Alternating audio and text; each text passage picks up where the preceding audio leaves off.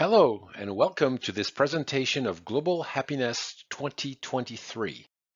I am Nicolas Boyon of Ipsos. I am about to share with you key findings of an Ipsos Global Advisor survey on life satisfaction across the world.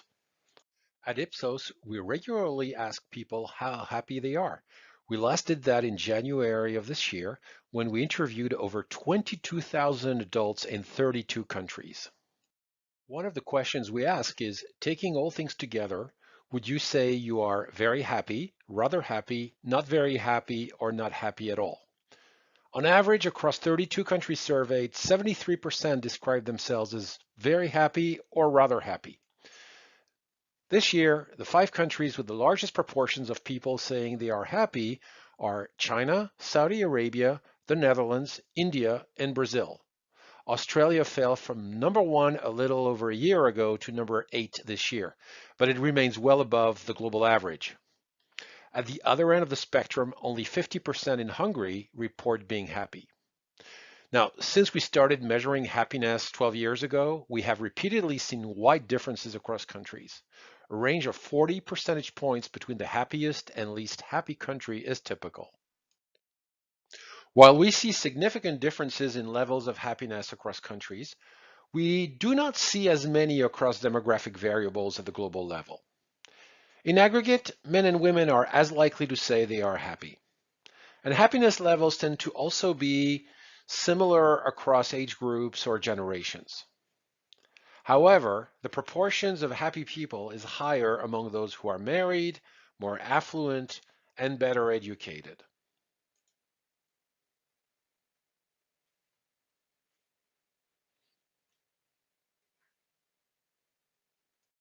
Looking at countries that the World Bank qualifies as high income, or that others call advanced economies, or the global north, their average happiness level tends to vary little from one year to the next. However, they show a long-term decline. Things are different for medium-income countries, those that are referred to as emerging economies or the global south. Their average happiness level is much more volatile. It fell sharply in the mid-2010s, but then it rebounded from a variety of economic challenges and from COVID. But now it's back above the average level of high-income countries. Let's dig deeper. First, let's look into how things evolved over the past year or so. Between late 2021 and early 2023, the proportion of people reporting being happy has increased by an average of 6 points across the 28 countries surveyed both times. Compared to August 2020, back when people in many countries had just experienced strict lockdowns and the COVID vaccines were yet to be available, the average global happiness level is now 10 points higher. Now, a lot of things happened in 2022. One of them is the invasion of Ukraine. And at a global level, concern about COVID receded and inflation became the world's #1 worry. But not everyone was impacted by these issues or reacted to them in the same way. Over the past years, happiness has increased significantly across Latin America and more generally across the global south. All but one of the 11 countries that show a significant increase of 5 percentage points or more are emerging countries. Spain is the only Western country in the lot.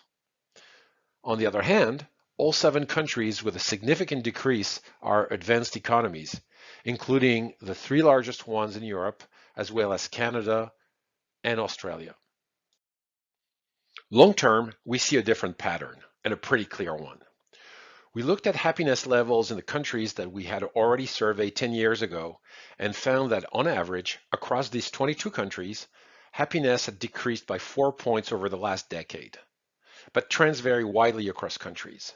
They range from a 22-point decline in Turkey to a 12-point increase in each of China, Saudi Arabia, and Spain. With the exception of South Africa and Turkey, all countries showing a significant drop, that is 5 points or more, are high-income countries, including 6 of the G7 countries. So we can say without irony that the downward trend in happiness is primarily a first world problem. This year, in 2023, we also asked all respondents how satisfied they are with 30 different aspects of their life. These are the 12 life aspects that most people tend to be satisfied with. On average, globally, at least 3 out of 4 people are very or somewhat satisfied with each of them. Now, most of these life aspects pertain to people's relationships, the relationship they have with their children, their mate, their parents and siblings, their friends, their coworkers, and also with nature. Also, 2 other life aspects in the top 12 pertain to knowledge-related areas, such as the level of education and one's access to information. These are the next 15 life aspects in order of how satisfied people are with them.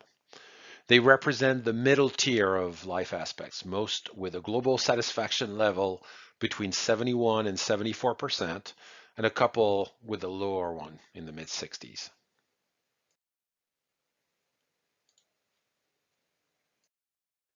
And these are the 3 life aspects that people across the 32 countries we surveyed are least likely to be satisfied with. One is their own financial situation, with 57% saying they are satisfied with it. The other 2 are areas with which fewer people are satisfied than are dissatisfied. They include their country's economic situation and their country's social and political situation. There are notable differences between the global north and the global south when it comes to life satisfaction. Relative to other aspects of their life, citizens of higher income countries tend to be satisfied with their safety, their material possessions, their living conditions, and their job more than are people in middle income countries. On the other hand, middle income country citizens are generally more satisfied with their faith or spiritual life, their physical well-being, their physical appearance, the relationships they have with their parents and siblings, their sense of control over life, of having a purposeful life, and of being appreciated compared to people from more advanced economies. Since time immemorial, what makes people happiest has been a subject of debate. Money doesn't buy happiness is an expression we have heard. But as we have seen earlier, the prevalence of happiness within most countries increases along with people's income level. Because we are researchers and we have a trove of data, we conducted statistical analysis to explore the relationship between our 22,000 survey respondents' reported level of overall happiness and their level of satisfaction with 30 aspects of their life. This allowed us to identify the key drivers of happiness. What we found is that people are most likely to say they are happy if they are satisfied that their life is meaningful, if they feel in control of their life, if they feel valued, and or if they are satisfied with their mental and material well-being. Here are the 10 aspects of life that most drive happiness globally. Most happiness drivers do not vary much by gender. In general, men and women tend to derive happiness from the same areas in life. However, there are a few notable differences. Women's happiness is more highly correlated with how satisfied they are with their marital relationship, their mental health, feeling loved, and feeling they have a meaningful life. Conversely, men are more likely to derive happiness from their financial situation, their relationship with their parents and siblings, and feeling appreciated.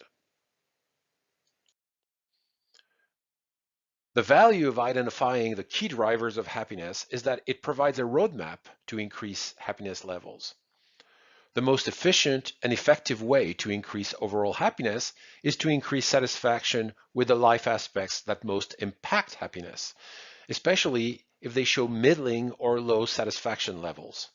So we sorted all 30 life aspects into 9 categories, taking into consideration both the average level of satisfaction with each of them, high, medium, low, and their impact on overall happiness, stronger, average, lesser. What this table shows is that among the top 10 drivers, only one falls in the top tier in terms of satisfaction, and that is feeling loved. 8 of the strongest drivers show middling levels of satisfaction, all between 71 and 74%. And one, financial situation, has the third lowest satisfaction rating. So increasing satisfaction with these could be particularly impactful to move the needle.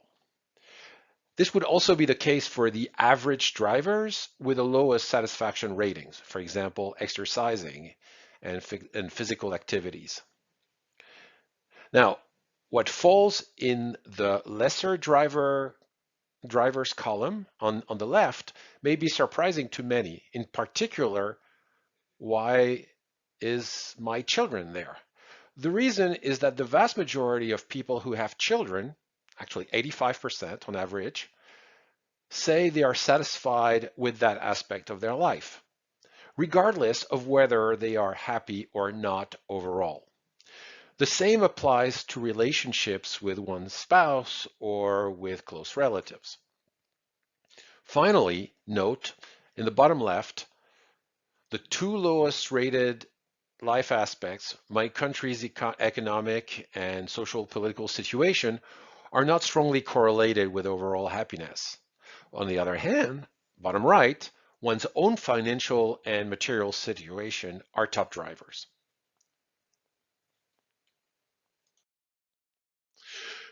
For the past 13 years, Ipsos has been conducting a monthly survey in now 32 countries to track consumer sentiment about their financial situation, their ability to make purchases and investments, and their perceptions of their local economy, their job security, and future opportunities.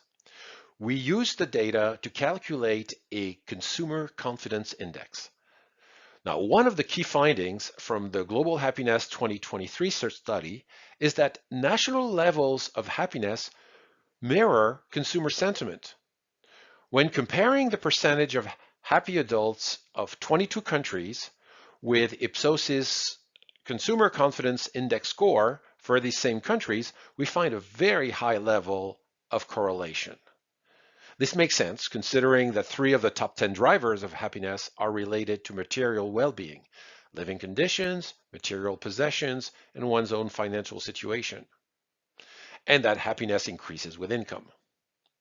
But this also suggests that month-over-month changes in economic sentiment as measured by consumer confidence trackers are good predictors of overall personal happiness trends. Now, as we talk about happiness, we must also talk about difficult experiences. On average, about 2 in 5 adults globally, 39%, told us they recently experienced a disturbing or distressing event that prevented them from feeling good about their life. And about as many, 37%, said they currently or recently faced a difficult situation that they could not resolve by themselves.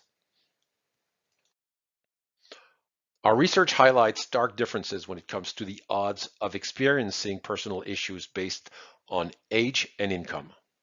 Gen Zers, millennials, and people at the lower end of the economic spectrum in their own country are more likely than older and wealthier respondents to say they are facing or recently faced a difficult personal situation they could not resolve alone. And what is particularly concerning is that many people do not have the support network they need as they experience distressing events. This speaks to the prevalence of loneliness in our society. Even though family and friends are the aspects of their life that people are most likely to be satisfied with, only 72% on average globally say they have friends or relatives they could rely on for help in case of need. This leaves 21% saying they do not, and another 7% who preferred not to answer. And sadly, The demographic groups that are least likely to have a support system are those that are most likely to experience difficult personal situations. They are the less affluent, the less educated, the unmarried, and the youngest adults. Finally, we ask people how they expect things to change over the next 10 years when it comes to relationships. Expectations about how relationships are evolving tend to be bleak. About twice as many people say it will get more difficult over the next 10 years rather than easier for single people to find a mate, for married couples to maintain a happy relationship, and for people to find close friends they can count on. When it comes to expectations about having close friends one can count on, pessimism grows with age. Pessimists most outnumber optimists among boomers and Gen Xers. But the picture varies widely across countries. To a large extent, pessimists about the future of relationships most prevail in countries that show the lowest levels of overall happiness. And the reverse is true in countries that show the highest levels of happiness. Now, the magnitude of pessimism about the difficulty to form partnerships and bonds of trust with others shows how much anxiety there is about the future in many parts of the world. It suggests that the fear of being left alone is a likely cause of the slow yet steady decline in happiness levels in advanced economies.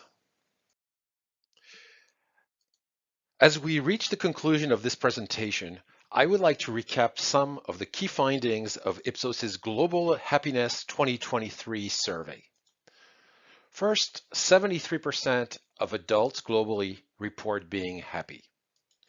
Second, among the 32 countries we surveyed, China, Saudi Arabia, and the Netherlands show the highest proportions of happy people.